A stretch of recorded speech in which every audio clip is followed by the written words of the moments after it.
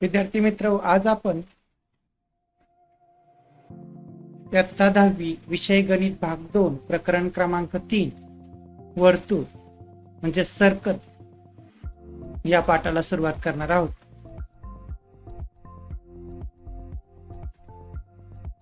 आपण मागच्या इयत्तेमध्ये म्हणजे 8वी मध्ये 9वी मध्ये वर्तुळ हा भाग पाहिलेला आहे.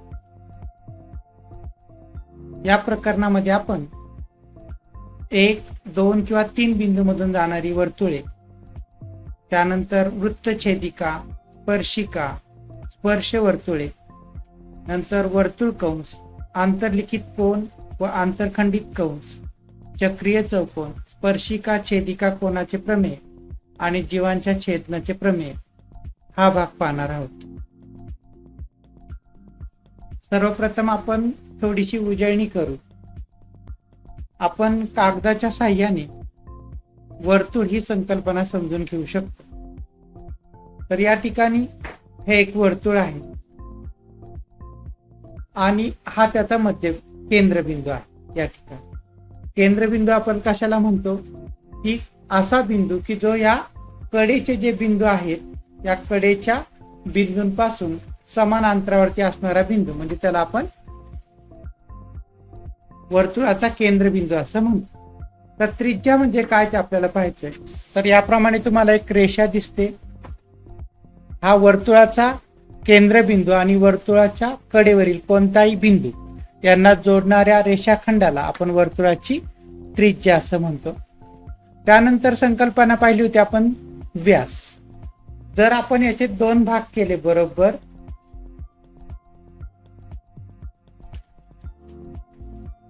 तर ही जी रेषा मिळते आपल्याला त्याला आपण व्यास असं म्हणतो. तर याप्रमाणे ही जी रेषा दिसते आपल्याला वर्तुळाच्या केंद्रबिंदूतून जाणारी जीवा त्याला आपण वर्तुळाचा व्यास असं म्हणतो. तर हा जो व्यास आहे तो त्रिज्येच्या दुप्पट असतो. अजून याची आपण घडी केली.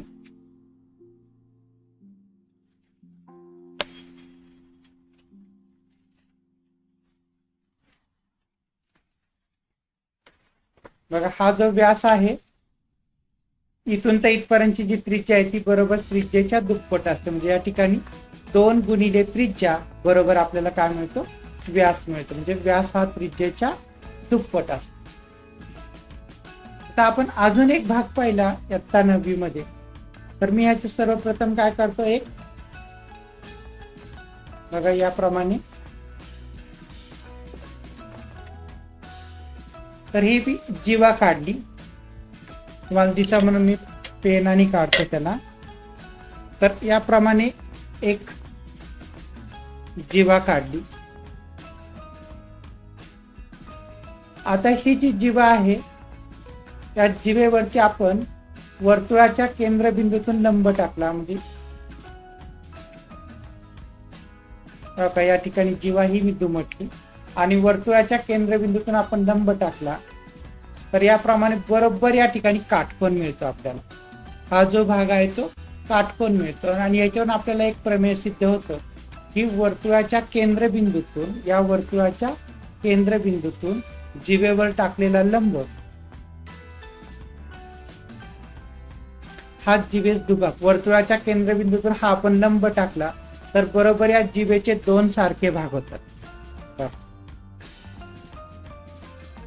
हा भाग आणि हा भाग हे 2 भाग सारखे होतात. यावरून आपल्याला एका प्रमेयाची सिद्धता देता येते की वर्तुळाच्या केंद्रबिंदूतून जीवेवर टाकलेला लंब.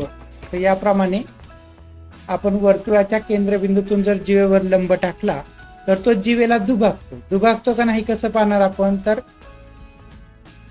ही जीवा आहे आणि बरोबर या ठिकाणी या पॉइंटला आपण काय केलं, त्याचे 2 घडी केली तर हे बरोबर 2 सारखे भाग मिळतात. म्हणजे आपल्याला हा नियम सिद्ध होतो की वर्तुळाच्या केंद्रबिंदूतून जीवेवर टाकलेला लंब जीवेस दुभागतो. Perpendicular drawn from centre of a circle to a point bisect a point. तसंच अजून एक आपण गुणधर्म पाहिला की जर जीवा एकरूप असतील तर त्या वर्तुळ केंद्रापासून समान अंतरावरती असतात. या ठिकाणी मी दुसरी जीवा घेतली बघा या ठिकाणी एक दुसरी जीवा घेतली मी, ही जीवा आणि ही जीवा एकरूप आहेत, दोन्ही सारख्या आहेत. सारख्या आहेत का नाही कसं पाहणार आपण, ह्याच्यावरती घडी केली मी, तर हे दोन्ही बरोबर तंतोतंत जुळतात.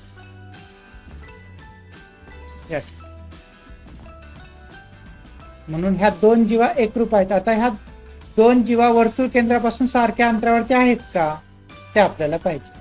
त्यासाठी या जीवेचं वर्तुळ केंद्रापासूनचं अंतर म्हणजे हा रेषाखंड दिसतो तुम्हाला या ठिकाणचा. आता या जीवेचं वर्तुळ केंद्रापासूनचं अंतर म्हणजे इथून टाकलेला लंब. बघा ह्या दोन जीवा सारख्या आहेत दिसतात तुम्हाला, ह्या दोन्ही जीवा सारख्या आहेत. मग त्या वर्तुळ केंद्रापासून सारख्या अंतरावरती आहेत का, तर आपण अशी घडी घातली तर आपल्या लक्षात येतं की ह्या केंद्रापासून ह्या दोन्ही जीवा कशा आहेत, सारख्याच अंतरावरती आहेत. हे दोन्ही जीवा सारख्या आहेत आणि त्या वर्तुळ केंद्रापासून सुद्धा सारख्याच अंतरावरती. तर याप्रमाणे तुम्ही एक कागदाचं वर्तुळ करून या संकल्पना समजून घेऊ शकता. तर आपण सुरुवात करू.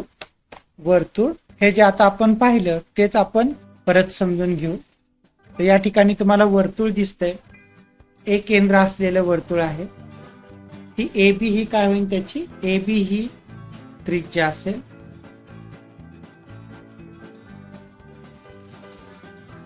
त्याला आपण काय म्हणतो, रेडियस.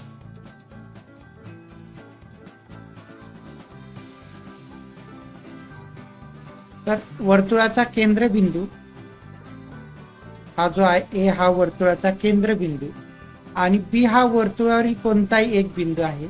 म्हणून ए बी ही काय होईल, या वर्तुळाची त्रिज्या होईल. त्याचप्रमाणे एडी ही सुद्धा वर्तुळाची त्रिज्या होईल आणि एसी ही सुद्धा वर्तुळाची त्रिज्या होईल. मग सीडी ही का असेल, सीडी ही वर्तुळाच्या केंद्रबिंदूतून जाणारी जीवा आहे. सीडी ही वर्तुळाच्या ए या केंद्रबिंदूतून जाणारी जीवा आहे. वर्तुळाच्या केंद्रबिंदूतून जाणाऱ्या जीवेला आपण काय म्हणतो, व्यास असं म्हणतो. या ठिकाणी याला आपण म्हणू, त्याला आपण म्हणतो डायमीटर. आता हा जो व्यास तयार झालेला आहे तो दोन त्रिज्यापासून, म्हणजे हा एडी ही पण त्रिज्या आहे आणि एसी ही पण त्रिज्या आहे आणि एकाच वर्तुळाच्या त्रिज्या कशा असतात, एकरूप असतात. त्यामुळे हा जो व्यास आहे तो काय असणार आहे, त्रिज्येच्या दुप्पट. म्हणजे या ठिकाणी व्यास बरोबर 2 गुणिले त्रिज्या. त्रिज्या आपण आर या अक्षराने दर्शवतो आणि व्यास आपण डी या अक्षराने दर्शवतो. आपल्याला पाहिजे की वर्तुळ, एक केंद्र असलेलं वर्तुळ आणि ई एफ ही रेषा, या दोन आकृत्यांमध्ये या एक वर्तुळ आणि एक रेषा याच्यामध्ये काय संबंध असू शकतो. आता या ठिकाणी एक केंद्र असलेलं वर्तुळ आणि ई एफ ही रेषा हे एकमेकांना छेदत नाहीत किंवा ह्यांच्यामध्ये एकमेकांपासून दूर आहेत, यांच्यामध्ये कोणताच संबंध नाही. पण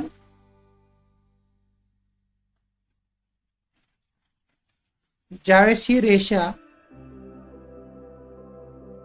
पुढे सरकून एकदम सी या बिंदूपर्यंत आणली. आता ही रेषा आहे त्या सी या बिंदूतून जाते. ईएफ ही रेषा सी या बिंदूतून जाते. म्हणजे ही काय असेल तर ईएफ ही रेषा एक केंद्र असलेल्या वर्तुळाला स्पर्श करून जाते. ह्याला काय म्हणतो आपण, टँजंट असं म्हणतो. ही रेषेला काय म्हणतो आपण, टँजंट, किंवा मराठीमध्ये काय म्हणणार त्याला आपण, स्पर्शिक. तसंच जर आता आपण हीच रेषा पुढे जर ही केली तर आता काय होईल, ही छेदिका होईल. ही ईएफ ही रेषा या वर्तुळाला या दोन बिंदूमध्ये छेदते. म्हणून या ठिकाणी या बिंदूमध्ये आणि या बिंदूमध्ये छेदते. म्हणून ही काय होईल, त्याची छेदिका होईल. आता जर जसं आपण पुढे जाऊन तस फक्त ही काय होईल, या दोन बिंदूमध्येच छेद आणि सगळ्यात शेवटी परत ही एका बिंदूमध्ये छेद. म्हणजे एक रेषा आणि एक वर्तुळ याच्यामध्ये दोन रिलेशन असू शकतात. एक तर ती स्पर्शिका असेल किंवा छेदिका असेल. या ठिकाणी ही स्पर्शिका आहे.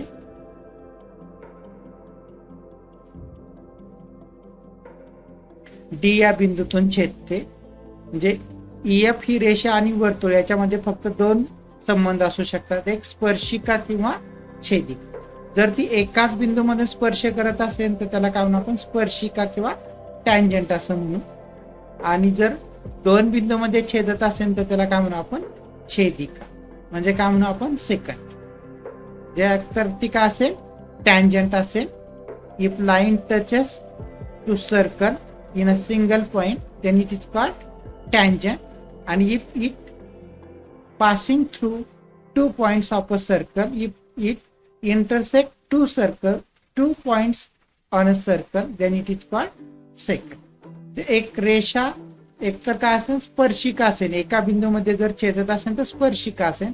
जर आपण असं त्याला पुढे पुढे जर नेली तर ते काय होईल, छेदिका असेल. आणि परत काय असेल, स्पर्शिका. त्यानंतर वर्तुळाच्या बाहेरच्या भागामध्ये गेल्यानंतर त्याचं काही रिलेशन असणार नाही. पुढचा भाग पाहू आपण.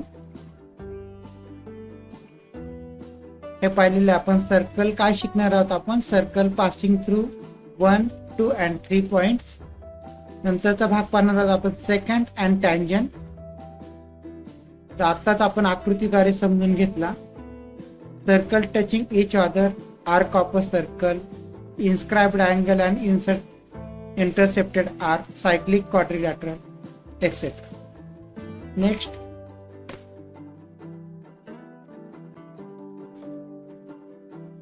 आपण वर्तुळ या आकृती संबंधीच्या केंद्र, त्रिज्या, व्यास, जीवा, अंतर्भाग, बाह्य भाग या संज्ञांचा आपल्याला चांगला परिचय आहे. बघा याच्यामध्ये पाहिले आपण AB ही काय आपली, AB ही त्रिज्या आहे. CD हा काय आहे, व्यास आहे. त्यानंतर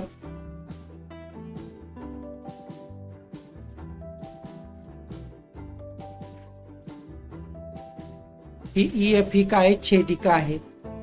ही जी रेषा आहे ती छेदिका आहे.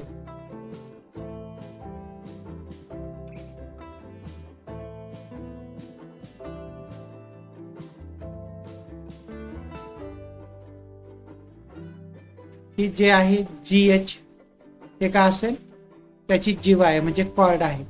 नंतर हा जो भाग आहे त्या वर्तुळ कडेच्या आतमधला जो भाग आहे त्याला आपण काय म्हणतो, आंतरभाग असं म्हणतो, inner part of the circle.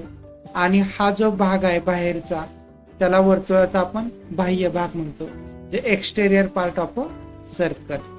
तर या संज्ञा आपल्याला चांगल्या परिचित आहेत.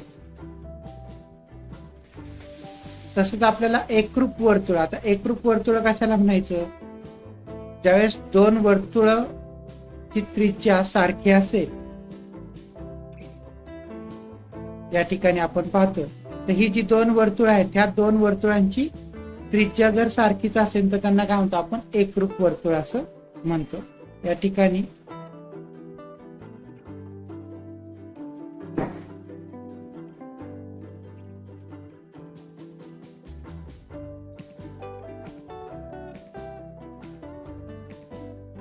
या वर्तुळाची त्रिज्या आहे R आणि याची पण त्रिज्या आहे R. जर दोन वर्तुळांची जर त्रिज्या सारखी असेल तर त्याला काय म्हणतो आपण, एकरूप वर्तुळ असं म्हणतो. आणि त्यानंतरचा पुढचा भाग आहे एकरूप वर्तुळ, त्याला काय म्हणतो आपण, कॉन्करंट सर्कल्स. पुढचा भाग पाहायचा आपल्याला कॉन्सेंट्रिक सर्कल्स, म्हणजे असे सर्कल्स की ज्यांचा केंद्रबिंदू सारखाच आहे मात्र त्रिज्या वेगवेगळी आहे. जर वर्तुळांचा एकच केंद्रबिंदू असेल आणि वेगवेगळ्या त्रिज्येची वर्तुळ असतील तर त्याला काय म्हणतो आपण, कॉन्सेंट्रिक सर्कल्स, म्हणजेच एक केंद्री वर्तुळ असं म्हणतो.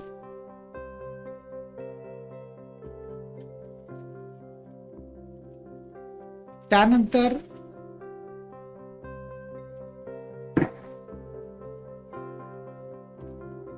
ही जी दोन वर्तुळ त्याला इंटरसेक्टिंग सर्कल्स असं म्हणतात. ही दोन वर्तुळ एकमेकांना दोन भिन्न बिंदूमध्ये छेदतात.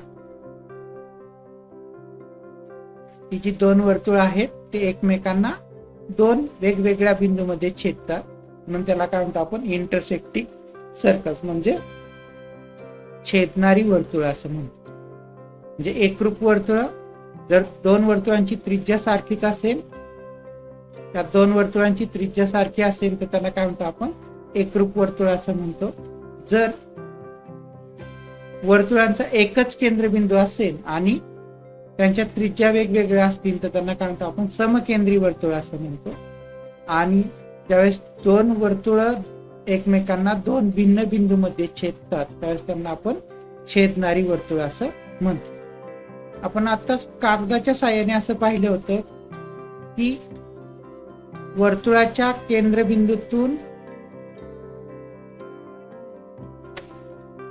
जर आपण जिवेवरती लंब टाकला तर तो जिवेला दुभागतो. या ठिकाणी पाहू आपण. ठीक आहे, आकृती दिसते तुम्हाला. सी केंद्र असलेलं वर्तुळ आहे आणि डीएफ ही जीव आहे, डीई ही जीव आहे, त्यालाच काय म्हणतो आपण, कॉर्ड. आणि सीएफ हा वर्तुळाच्या केंद्रबिंदूतून ह्या जीवेवर टाकलेला लंब. CF is a segment drawn from a center of a circle to a chord DE. जे CF हा काय, DE वरती काढलेला लंब आहे, ज्याला आपण असं म्हणू CF is perpendicular to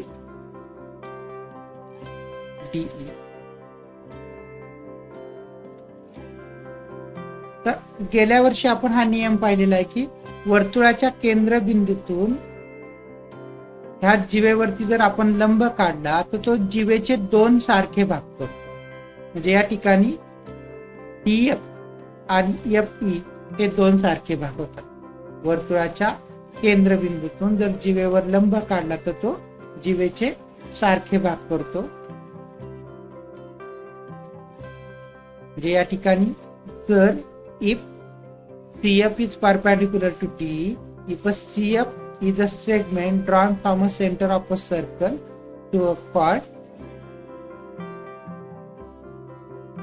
CF is a perpendicular segment drawn from a center of a circle to a chord, then it bisect chord DE. इथं काय लिहू, तर DF बरोबर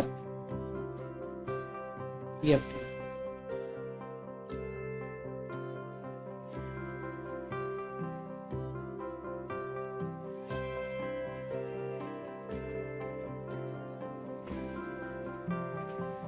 आपण एक कृती क्रमांक 1 पाहतोय. तर सोबतच्या आकृतीमध्ये सी हे वर्तुळाचं केंद्र आहे आणि रेख डीई ही जीव आहे. तर व्यास दिलेला आहे 20 सेमी आणि डीई बरोबर दिलेला आहे 16. तर सीएफ बरोबर किती असा आपल्याला विचार. आणि काय सांगितलं की हा प्रश्न सोडवण्यासाठी उपयोगी पडणारी प्रमेय आणि गुणधर्म आठवून लिहा. तर काय पहिला गुणधर्म वापरणार आहोत आपण, तर इथं वर्तुळ केंद्रातून जीवेवर काढलेला लंब जीवेस दुभागतो, हा पहिला गुणधर्म आपण वापरणार आहोत. त्यानंतर आपल्याला त्रिज्या दिलेली नाहीये, तर इथं व्यास दिलेला आहे 20 सेमी. मग त्रिज्या किती असेल, तर त्रिज्या ही व्यासाच्या निम्मी असते. म्हणजे दुसरा गुणधर्म इथं आपण लिहिणार आहोत की व्यास हा त्रिज्येच्या दुप्पट असतो किंवा त्रिज्या ही व्यासाच्या निम्मी असते. सर्वात अगोदर लिहू, वर्तुळ केंद्रातून जीवेवर काढलेला लंब जीवेस दुभगतो.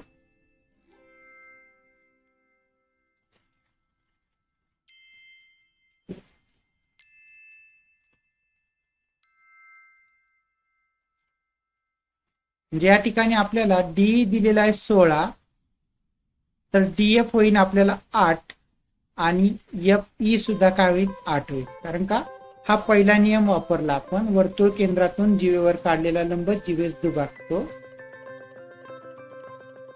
त्यानंतर दुसरं काय दिले आपल्याला, व्यास दिलेला आहे 20 सेमी. तर आपल्याला त्रिज्या काढायची. तर या ठिकाणी सी आणि हा डी बिंदू जोडला आपण, तर सी डी ही काय आपली त्रिज्या आहे. तर ती त्रिज्या किती असेल, तर व्यास दिलाय 20 सेमी, तर त्रिज्या किती असणार आहे 10.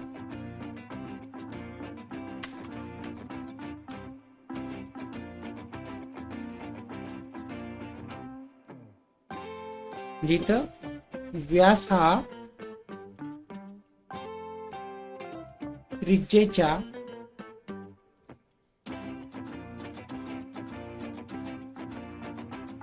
दुप्पट असतो.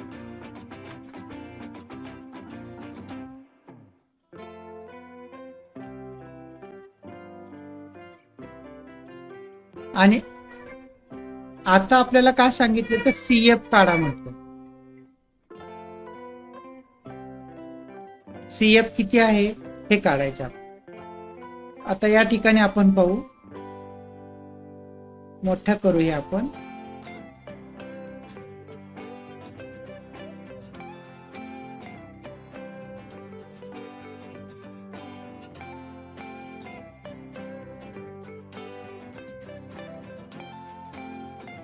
सीएफ ची किंमत काढायची आपल्याला. आता हा सीएफडी, हा जो त्रिकोण आहे सीएफडी हा काय काटकोन त्रिकोण आहे, कारण का एफ हा 90 अंशाचा कोन आहे. मग ही बाजू आहे 10, ही बाजू आहे 8, तर ही बाजू आपल्याला काढायची. म्हणजे इथं कर्ण वर्ग बरोबर उरलेल्या दोन बाजूंच्या वर्गांची बेरीज. त्यानुसार इथं आपण काय लिहू,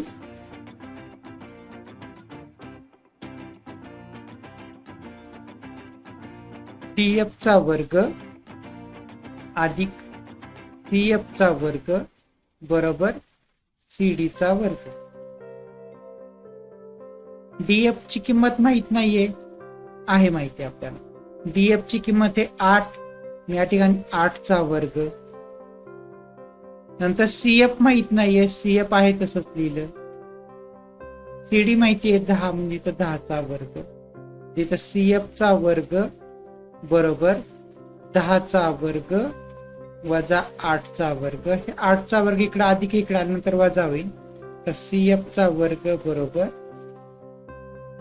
10 चा वर्ग 100, 8 चा वर्ग 64, तिथं सीएफ चा वर्ग बरोबर आपल्याला मिळेल 36, आणि दोन्ही बाजूचं वर्गमूळ घेतलं, taking square root of both side, CF बरोबर काय येणार आहे 6. म्हणजे या ठिकाणी सीएफ बरोबर मिळणार आहे आपल्याला 6. म्हणजे या ठिकाणी आपण हे काढण्यासाठी कुठला गुणधर्म वापरला, तर पायथागोरसचे प्रमेय वापरलं.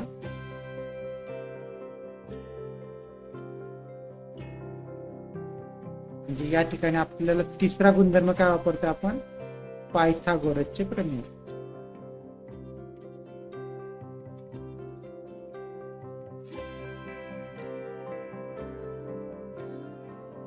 हेच आपण सेमीसाठी पाहतो. ऍक्टिव्हिटी सेम आहे. इथं काय वापरतो आपण गुणधर्म पहिला, the perpendicular drawn from centre to a point bisect a point. दुसरा गुणधर्म काय पाहतोय आपण, diameter is half of the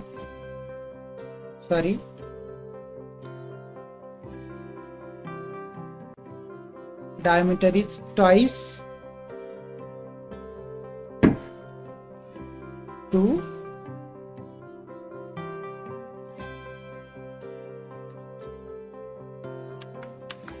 twice of radius, or radius is the half of the diameter.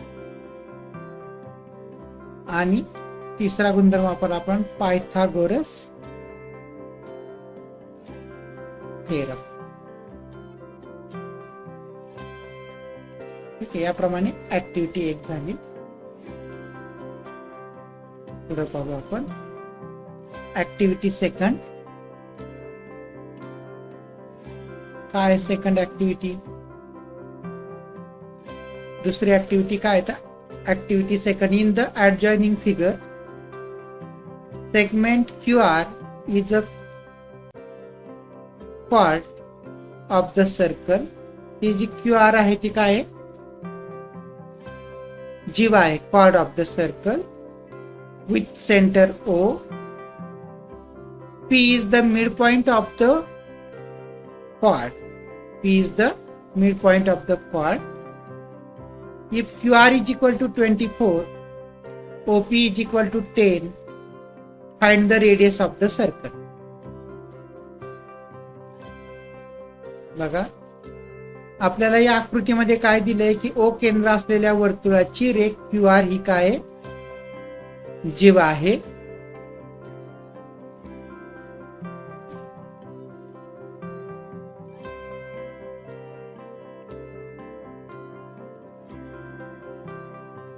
P हा या क्यू आर चा मध्यबिंदू आहे. जर क्यू आर बरोबर जर 24 असेल आणि ओपी बरोबर जर 10 असेल तर त्रिज्या काढायची आपल्याला.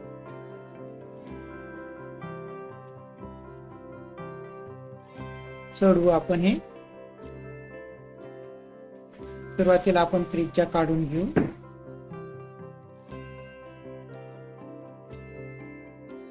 ठीक आहे. आता काय काय माहिती दिलेली आहे आपल्याला. क्यू आर 24 आहे. क्यू पासून आर पर्यंत काय आपल्याला 24 दिलेला आहे. तर हा पी हा काय दिला आपल्याला, मध्यबिंदू दिलेला आहे.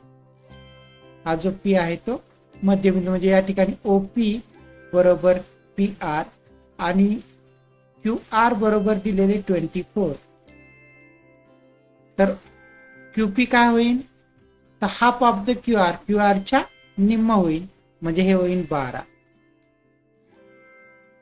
नंतर ओपी दिलेलं आहे आपल्याला. ओपी किती दिलेला आहे, ओपी इज इक्वल टू 10. ते इथं लिहू आपण, हे दिलेलं आहे 10. आता ह्याच्यासाठी सुद्धा आपण कोणकोणते नियम वापरणार, तर आपण असं पाहिलंय की जीवेचा मध्यबिंदू आणि वर्तुळाचा केंद्रबिंदू यांना जोडणारा रेषाखंड या जीवेला लंब असतो.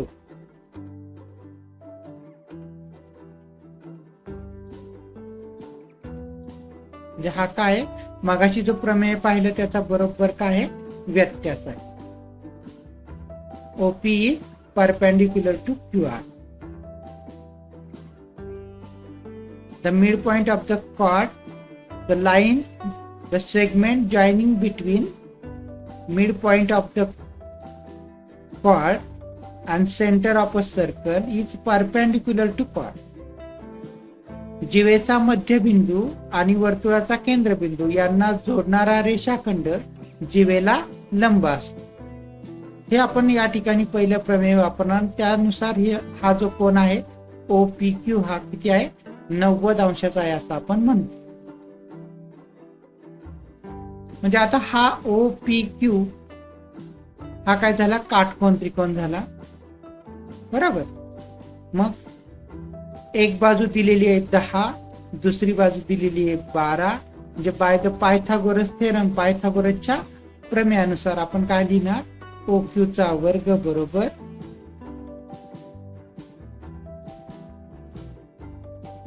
OP चा वर्ग अधिक QP चा वर्ग. By Pythagoras theorem OQ square is equal to OP square plus QP square.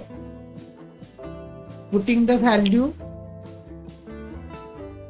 OQ square is equal to value of OP is 12, therefore square of 12 plus square of 10. 12 चा वर्ग 10 चा वर्ग. तर OQ चा वर्ग बरोबर 12 चा वर्ग 144 आणि 10 चा वर्ग 100 आणि यांची आपण बेरीज केली आपल्याला मिळतं 244.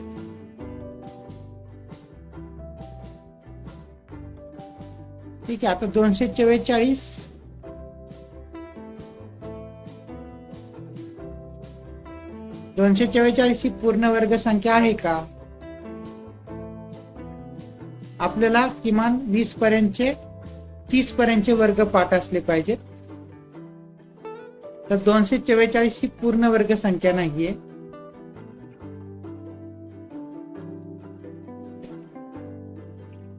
चौदाचा वर्ग येतो 15चा वर्ग येतो 225,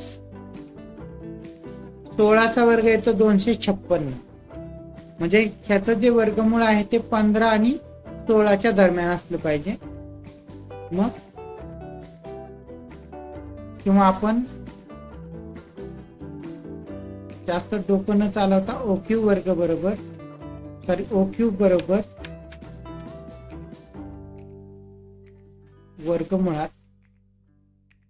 244 लिहू शकतो. ठीक आहे. आता आपल्याला काय विचारलंय, to find the solution of the problem write the theorem that are useful. तर आपल्याला कुठले प्रमेय इथं ही करता येतील. तर पहिलं आपण सांगितलं perpendicular segment joining mid point of the chord and centre point of a circle is perpendicular to the chord. हे या ठिकाणी लिहिणार. आणि दुसरं काय वापरलं आपण, पायथागोरसचं प्रमेय. या ठिकाणी लिहू आपण. पहिलं काय असणार आहे, segment joining mid point of chord and centre point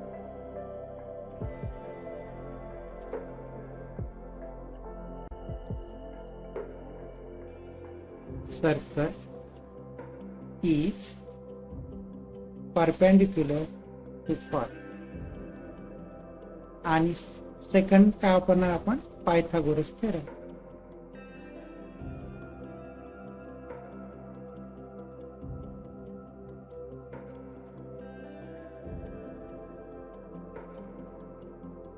ठीक आहे. या ठिकाणी काय लिहायचं आपल्याला, जिवेचा मध्यबिंदू आणि वर्तुळाचा केंद्रबिंदू. लिहायचे आपल्याला, जिवेचा मध्यबिंदू आणि वर्तुळाचा केंद्रबिंदू यांना जोडणारा रेषाखंड जिवेस लंब असतो. आणि इथं लिहायचे आपल्याला काय वापरणार आपण, पायथागोरसचं प्रमेय.